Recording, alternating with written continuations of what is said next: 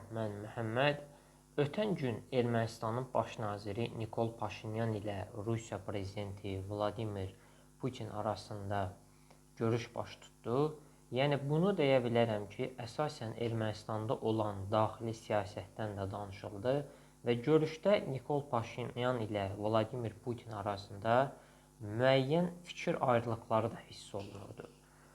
Və sual yarana bilər ki, əgər belə fikir ayrılıqları varsa, Ermənistan daha çox qərbə üz tutur, ya qərbə üz tutacaq? Demək istəyirəm ki, tarixən Ermənistan Rusiya ilə daha çox yaxın olub.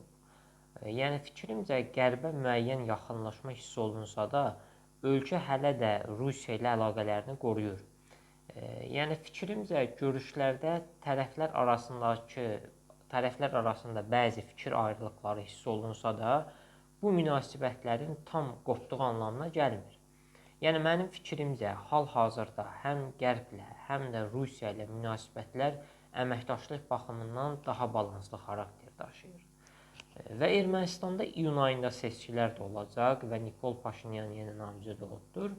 Sual budur ki, Nikol Paşinyan yenə baş nazir olacaq və fikrimcə Nikol Paşinyan yenə də baş nazir olacaq. Fikrimcə Paşinyanın Ermənistanda reytinqi, yəni nüfuzu daha yüksəkdir və qalib gəlmək ehtimalı daha yüksəkdir. Çox sağ olun.